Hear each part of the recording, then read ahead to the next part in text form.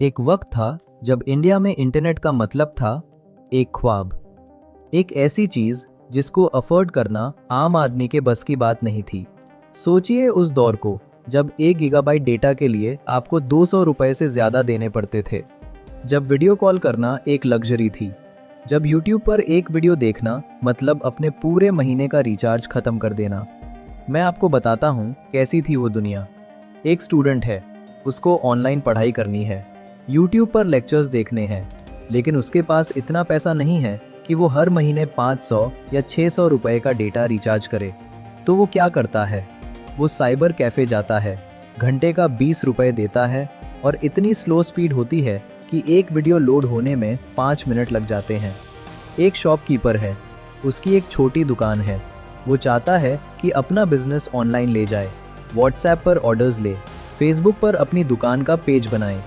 लेकिन उसके पास स्मार्टफोन तो है, पर डेटा इतना महंगा है कि वो महीने में सिर्फ 2-3 बार रिचार्ज करता है। बाकी टाइम उसका फ़ोन बस एक फ़ोन बन के रह जाता है। एक गांव का लड़का है, शहर में उसका भाई रहता है, वीडियो कॉल पर बात करनी है, अपनी माँ को दिखाना चाहता है, लेकिन नेटवर्क इतना महंगा है कि वो महीने में सिर्फ एक बार 2 मिनट की वीडियो कॉल कर पाता है।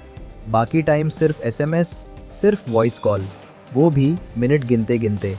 ये थी इंडिया, 2015 की इंडिया, 2016 की इंडिया। और फिर एक अनाउंसमेंट हुआ। सितंबर 2016, मुकेश अंबानी ने स्टेज पर खड़े होकर कहा, data is the new oil and data should be affordable for every Indian. और दुनिया बदल गई। लेकिन कैसे बदली, कितनी बदली, और इस बदलाव की असली कीमत क्या थी? ये सवाल आज भी ज़रूरी है। और आज मैं आपको बताऊंगा कि जियो ने इंडिया को कैसे बदल दिया। सितंबर 2016, जियो का launch, welcome offer, free data, unlimited, 3 महीने के लिए। लोगों को विश्वास नहीं हो रहा था, क्या सच में फ्री है? कोई हिडन चार्जेस तो नहीं? ये कंपनी कैसे चलेगी अगर सब कुछ फ्री देगी? लेकिन ये एक प्लान थी, एक कैलकुलेटेड रिस्क, मार्केट में घुसने का तरीका, कंपटीशन को हिला देने का प्लान। और काम हो गया। देखिए, जियो से पहले इंडिया में डेटा का एवरेज प्राइस क्या था? 1 गीगाबाइट के लिए लगभग 200 से 250 रुपए। प्रीमियम ऑपरेटर्स तो 300 रुपए से भी ऊपर चार्ज करते थे। और इसमें भी स्पीड इतनी स्लो होती थी कि वीडियो स्ट्रीमिंग भूल जाइए, HD क्वालिटी सपने में भी मत सोचो। जियो आया और बोला, 1 गीगाबाइट नहीं, 1 रुपए पर गीगाबाइट। समझ रहे हैं आप? 1 रुपए पर गीगाबाइट। ये प्राइस रेवोल्यूशन नहीं था, ये अर्थक्वेक था। टेलीकॉम मार्केट में सब कुछ हिल गया। अब देखिए क्या हुआ। एयरटेल, वोडाफोन, आइडिया, BSNL, सबको अपने प्राइसेस गिराने पड़े। कंपटीशन इतनी बढ़ गई कि सरवाइव करना मुश्किल हो गया। वोडाफोन और आइडिया को मर्ज होना पड़ा। एक नया नाम बना, वी। लेकिन तब तक बहुत देर हो चुकी थी। BSNL स्ट्रगल करने लगी। छोटी ऑपरेटर्स तो मार्केट से बाहर ही हो गई। एयरटेल को अपनी पूरी स्ट्रैटेजी बदलनी पड़ी। ये मार्केट में एक बड़ी कंपनी का राज था, एक कंपनी का दबदबा बन गया। लेकिन कंज्यूमर्स के लिए क्या हुआ? पहली बार डेटा सस्ता हो गया, पहली बार अनलिमिटेड वॉइस कॉल्स मिलने लगे, पहली बार लोग बिना सोचे समझे इंटरनेट यूज़ कर सकते थे। और फिर असली बदलाव शुरू हुआ। वो स्टूडेंट जो साइबर कैफ़े जाता था, अब वो अपने फ़ोन पर यूट्यूब देखता है, ऑनलाइन कोर्सेज करता है, फ्री एजुकेशनल कंटेंट देख सकता है। उसकी पढ़ाई का तरीका ही बदल गया।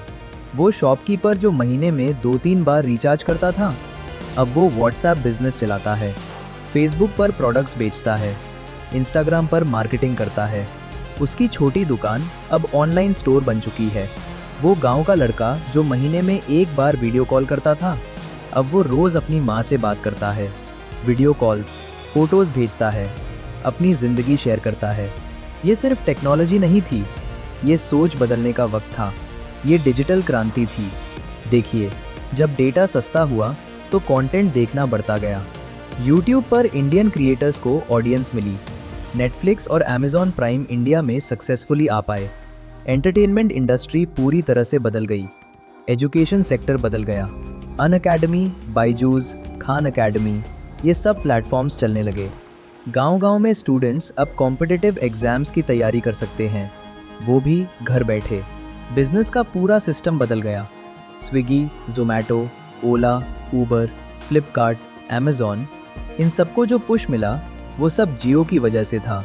क्योंकि डेटा सस्ता था, क्योंकि इंटरनेट सबके लिए था। डिजिटल पेमेंट्स का दौर आया। यूपीआई, फ़ोन पे, पेटीएम, गूगल पे। आज एक सब्जी वाला भी क्यूआर कोड रखता है। आज एक ऑटो ड्राइवर भी डिजिटल पेमेंट लेता है। ये सिर्फ टेक्नोलॉजी का यूज़ नहीं था, ये पूरे देश का बिजनेस बदलना था। इंडिया दुनिया में डेटा यूज़ करने में नंबर 1 बन गया। हर महीने हज़ारों स्टार्टअप शुरू हो रहे हैं। लेकिन हर रेवोल्यूशन के साथ कुछ सवाल भी आते हैं। जब एक कंपनी इतनी बड़ी हो जाती है तो कंपटीशन ख़त्म होने लगती है।